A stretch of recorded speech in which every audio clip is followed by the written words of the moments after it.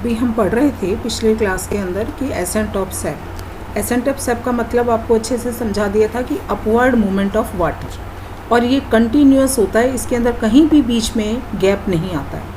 और सबसे बड़ी बात ये कि ये पानी जो है इतनी ऊंचाई में, चाहे 300 मीटर के 300 फुट के प्लांट हो, उन तक भी अगर पानी पहुंचता है और सतत यानी कि कंटिन्यूअस पहुंचता रहता है, इसको हम कहते हैं एसेंट ऑफ सैप। फिर हमने इसमें देखा था कि एसेंट ऑफ कई थ्योरीज़ के द्वारा ये प्रूव भी कर दिया था कि एसेंट ऑफ सैप जो है वो जाइलम के द्वारा ही होता है। यानी कि प्लांट में जो वैस्कुलर टिश्यूज़ होते हैं उनमें जाइलम जो है, रूट से पानी आता है वाटर एब्जॉर्प्शन के द्वारा, उसके बाद में वो जाइलम के द्वारा ही लीव्स तक, यानी कि टॉप में जो भी है उसमें सेल्स वहाँ तक पहुँचता है, वो होता है जाइलम के द्वारा। और 2-3 एक्सपेरिमेंट के साथ पिछली क्लास में आपको एक्सप्लेन किया। इसके बाद हम ले रहे थे कि इसके कौन कौन सी थ्योरीज़ है इसको एक्सप्लेन करने के लिए, कि एसेंट ऑफ सैप कैसे होता है, इसको एक्सप्लेन करने के लिए हमने मेनली 3 थ्योरीज़ देखी है।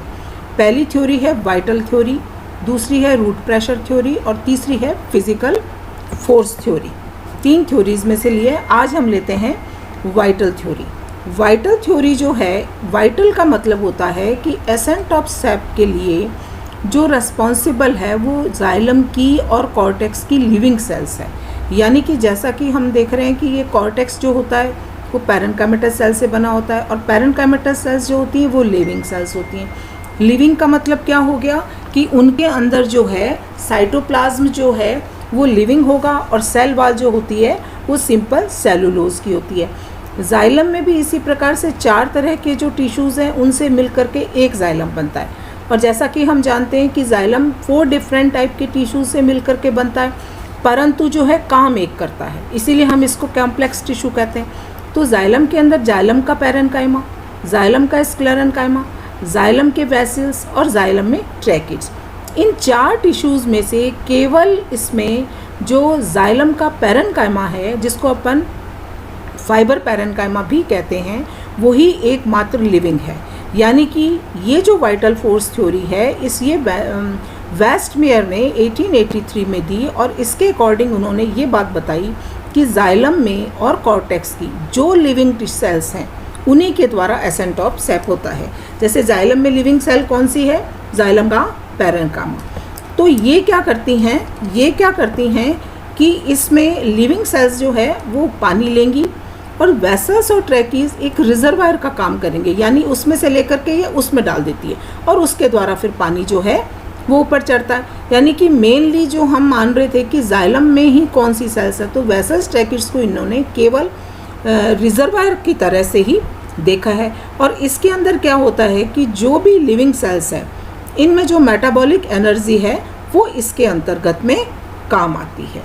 ये वाइटल थ्योरी की पहली जो थ्योरी है कि लिविंग सेल्स के द्वारा होता है।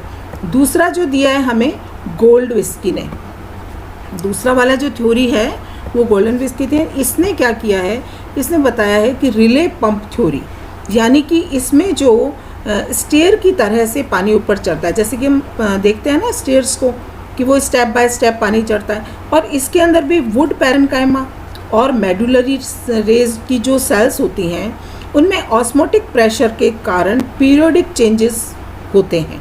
यानी कि इस तरह से इसको हम कहते हैं कि पीरियोडिक चेंज होंगे उनमें होने वाले ऑस्मोटिक प्रेशर के कारण। वो भी यही करेगा कि ये इसमें रिजर्वायर की तरह से इनमें डाल देगा, और इसके द्वारा फिर पानी जो है वो ऊपर चढ़ता है। तीसरी जो थ्योरी दी थी वो दी थी जेसी बोस, और जेसी बोस को हम जानते हैं कि ये इंडियन साइंटिस्ट है, और इनको हम कहते हैं फादर ऑफ फिजियोलॉजी। इन्होंने ये पल्सेशन थ्योरी दी।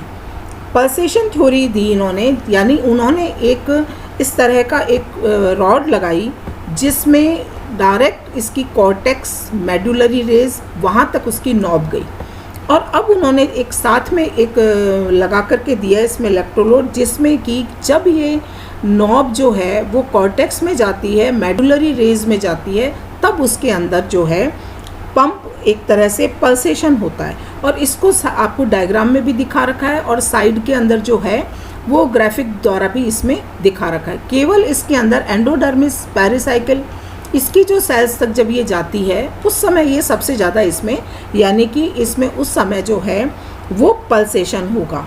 तो इस तरह से ये 3 थ्योरीज़ जो है वो दी वाइटल फोर्स थ्योरी के अंतर्गत, तीनों थ्योरीज़ दी। और लास्ट में जो है इसमें ये बताया गया कि ये वाइटल थ्योरीज़ जो हैं उसको एक्सेप्ट नहीं किया गया।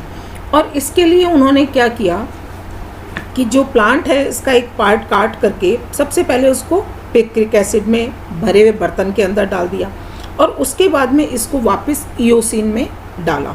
तो पिक्रिक एसिड में डालने से, यानी कि पॉइजनस सब्सटेंस में इनको डालने से क्या होगा कि जिन लिविंग सेल्स की हम बात कर रहे हैं या वाइटल फोर्स थ्योरी के अंदर जो लिविंग सेल्स हैं वो डेड हो जाएंगी पॉइजन में डालने पर। और जैसा कि हम जानते हैं जाइलम के अंदर वेसल्स और ट्रैकीड्स होते हैं, वो लिविंग सेल्स नहीं होती, वो डेड सेल्स होती हैं। तो जब हमने इसको पॉइजनस सब्सटेंस में डाला तो लिविंग सेल्स तो ख़त्म हो गई, परंतु जो डेड सेल्स हैं यानी कि जिसके अंदर ये इसकी वेसल्स है, ट्रैकीड्स हैं, और जब इनको वापस हमने इयोसिन सॉल्यूशन में डाला तो पानी जो है वो उसका ऊपर की तरफ जा रहा है। यानी कि ये पूरी तरह से रिजेक्ट कर दी गई इस थ्योरी को, क्योंकि इस थ्योरी को एग्जाम्पल से दिखा दिया गया कि इसमें जो लिविंग सेल्स है उनको अगर हम नष्ट भी कर देंगे उसके बावजूद भी एसेंट ऑफ सेप की प्रक्रिया है वो होती है। इसलिए इस थ्योरी को उन्होंने इस थ्योरी की केवल हिस्टोरिकल इम्पॉर्टेंस ही रह गई है, वाकई में ये थ्योरी जो है वो सक्सेस नहीं है। Thank you.